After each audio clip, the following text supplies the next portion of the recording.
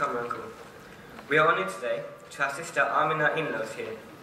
Amina Inloes received a Master's in Islamic Studies from the Islamic College in 2009 and is pursuing a PhD in Islamic Studies at Exeter University on the topic of construction of ideas about gender and women in Shia Hadith. She also holds a Master's in Teaching with an emphasis on mathematics and is a qualified teacher who has taught a diversity of other subjects, including physics, mathematics, and religious education. She works for the Research and Publications Department of the Islamic College and is the program leader for the Master's Islamic Studies program. She has published extensively on Islamic topics and is a regular appearance on Ahl al-Bayt TV. Her topic is growing up in peer pressure environment, how to be moral and practice our rituals with beliefs. Can you please welcome her with a loud salawat? Allahumma salli ala Muhammad wa ali Muhammad. Assalamu alaikum wa rahmatullahi wa barakatuh. Thank you very much for having me here. It's a pleasure to be able to visit your madrasa. And yes, this is quite normal. Microphones need to be raised around me. I really enjoyed the majlis, and I'm so impressed that you all organized it yourselves, mashallah. That's a lot of work, and you did a very good job. I think this is the best majlis I've been to in a very long time. So it was very impressive, and I'm sure everyone else agrees. And it's also nice to see all of the hard work here. And I know in the past when I've worked with younger children, I've enjoyed it quite a bit. So I'm sure it's very rewarding for everyone here too. So today we're going to be talking about something which is a very difficult question which a lot of us face in life. And we might face it when we're quite small in life. It can be a very difficult issue once we become teenagers, and actually it doesn't really go away after we're done being teenagers. It continues to be a lifelong issue. It's just usually a little bit easier to deal with as we get older, and that is, as the brother was saying, the issue of peer pressure. Now I'm going to depart from what is normal and expected, and I'm going to involve some of these young people because I've been warned they're very intelligent and mature young people, so I know they have a lot to say. So what is peer pressure? Yeah? Okay, forced is maybe an exaggeration, but yes, can you explain that a bit more for us? People tell you that can't do stuff. Okay, so other people are trying to push you to do things. Now, is peer pressure always bad? No. Okay, so sometimes it's bad and sometimes it's good. Sometimes the people around you, like your classmates or your friends at madrasa, mashallah, sometimes they want to push you to do good things. Things that you know are healthy for you, or are going to help you in life, they're going to help other people, or they're going to please Allah subhanahu wa ta'ala. So if your friends are telling you, oh, practice your speech for the majlis on Saturday, and they're really insisting, is that good peer pressure or bad peer pressure? Good.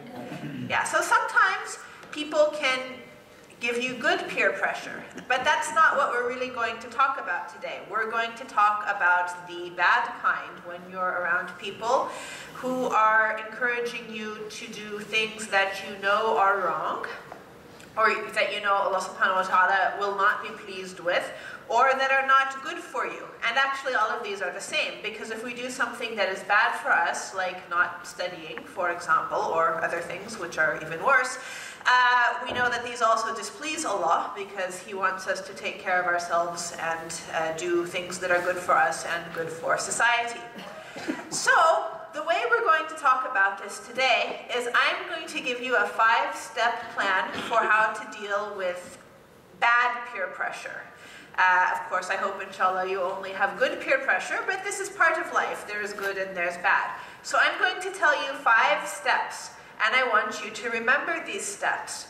Now, because I've been told that you're all so intelligent, mashallah, I'm going to ask you at the end to tell me these steps, which should be no problem for this age, because this age has good memories. It's when you become my age that you forget everything. So I will call on you to tell me some of these at the end. So be sure to write them somewhere in your memory, inshallah. So, in order to stand up against negative peer pressure, against being pushed or forced by other people to do things that we know are wrong, the first thing you have to do is know 100% what is good, what is right. You have to understand, what do I believe? And also, it helps to understand, what do I want to do in life? What do I want to accomplish in life? Do I want to sit around and play Xbox? Or am I dated? Our Xbox is out of date now. PS3 now? Wow, it keeps expanding. Do I want to do that my entire life, or do I want to do something positive, like teaching at madrasa, for example, or many other positive and good things you could be doing? So knowing these things helps to focus you and make the right decisions. Now, you all already have a very good advantage in answering the question, what do I believe? Because you are going to madrasa. And basically, we understand what we believe two different ways. One way is when we learn it. So for example, if we read the Holy Quran, how many of you guys, or how many of you all read the Holy Quran? Oh wow, so many of you read the Holy Quran, mashallah. So you must see, therefore, that one of the main purposes of the revelation is to show us what we're supposed to be doing in our lives. Because most people, myself included, we do need to be told how to live a good life. And there's a lot of people in the world who, unfortunately, no one talks to them about religion, or how to be good, how to have good ethics. They don't go to akhlaq class. Do you guys go to akhlaq class? In the back? In madrasa, maybe? Or something similar? In any case, you should remember it's something really to be grateful for, because I'm sure you see a lot of people in the street or at school who are a little bit lost, because no one has explained to them ethics and important things in life. And if we don't receive that guidance in life, then we're really alone and we don't know which way to go. And then you see these people get into some of the wrong things and they really waste their life. So it is a blessing to have ethical guidance in life and religious guidance. And we may not always appreciate that a lot of people don't have it, because it is something as people that we need. Of course, as people, we have the inner nature, or the fitrah. We understand the big questions. For example, if you talk to most people, they understand murder is bad. Lying, is that good or bad? Bad. Okay, see, even the young people understand lying is bad. What about stealing? Bad. What about giving charity? Good. Yeah, so see, we understand the big things as people, but sometimes we get confused about the other things, like how do you have a good family, how do you be a good husband or a good wife. I understand this might be a long time away for some of you. How do you get along with your parents or your children, for that matter? Should I be serving society? Should I be selfish, etc.? Usually most of us need ethical education. This is why Allah sent prophets and messengers and the Quran and so forth. So, alhamdulillah, you should be very grateful that you do have the opportunity to study the religion. There's so many people who don't have that opportunity.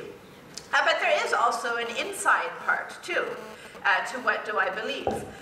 It's not enough just to hear that. You also have to think about it a lot and come to understand inside yourself what is the truth. There's a very famous saying. I think probably some of you can tell me when it was said. It says, know the truth and then you will know the people of the truth. Does anyone who is of madrasa age or younger know who said that? Yeah?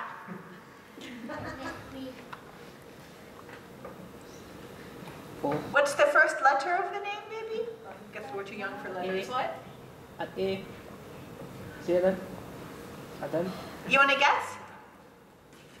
Guess a name. Perhaps. I don't know meaningful said in your life? Yes? Right. So Imam Ali alayhi salam said this. Now the reason why he said this, as I'm sure some of you know, is that something very sad happened among the Muslims. The Muslims started to fight against each other, and not just fighting with their fists. Some of them were having a real war with each other. And this was something that shocked the Muslims because they never thought that the Muslims would all fight, because you know Muslims are supposed to be brothers and sisters and worshipping Allah and so forth. So having a civil war was extremely shocking. So some people were confused. They didn't know what side they should be on.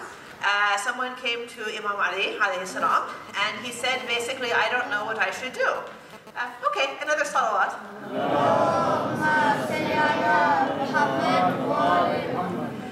So he said there's people who are very much in support of you, people who are against you, some other people, which would get to theological issues much deeper than we're probably at this level. But the point is there's lots and lots of people, and I don't know who is right. Now did Imam Ali alayhi salam, did he first say, well, you're asking me who's right, I'm right. He could have answered the question like that. He was the Imam. He had every right to answer the question like that. But instead he gave us a good piece of advice. He began by saying, know the truth, so know what is true, and then you will know the people of truth. And that's very important advice in our lives today too, because people can be very confusing. Sometimes some people, for example, maybe some of your friends in school, sometimes they push you to do some things that are good and some things that are bad. They might not always be one or the other. So it's very important that you know what you believe is right, what you believe is good, and what you believe is positive in life, so that you can always choose to follow what you know is true. But you can't do that unless you've really understood what is true. And as I mentioned, there are those two ways to do it, the external messenger and the learning about religion, and also Allah gives us the fitrah, or the conscience. We usually understand inside what is right and wrong. And we get confused once in a while, but usually, especially I would add at this age, usually this system works quite well. So if we see something that is unjust or immoral, false, dishonest, usually our conscience tells us this is something I really shouldn't be doing, or that these people shouldn't be doing. Now sometimes the brain might try to override that and say, no, it's okay, it's just cheating on one exam and it'll make my mom happy and whatever. But the inside knows this is something you shouldn't do. So it is good to listen to that inside, because Allah Ta'ala gave it to us for that reason. But we're still on step one, incidentally, which is knowing what you believe. And also, as I mentioned, knowing what you want to do in life, having goals in life that are good. Do any of you guys know what you want to be when you grow up? Yes? Fireman. You know, that's really funny. I swear I was looking at him earlier, and I thought, this young man seems like the fireman type. Anyway, okay, what about yourself? Scientist. Oh, that's nice. And Adult. wow, mashallah. So we have such lofty aspirations, and these are all professions which really serve the community. Firemen put out fires, scientists help discover things, and doctors cure people. I'm sure all of you have a lot of other goals, but we don't have time to ask everyone right now. But the point is, if you know what you want to do in your life, then you can put your efforts towards that. Being a doctor, for instance, is a very good thing, but it does take a lot of work. You have to do a lot of studying. Sometimes you might want to do other things, like play PS3 or spend time doing something else, but then you think, no, I have to study and do good on my exams or else I can't be a doctor.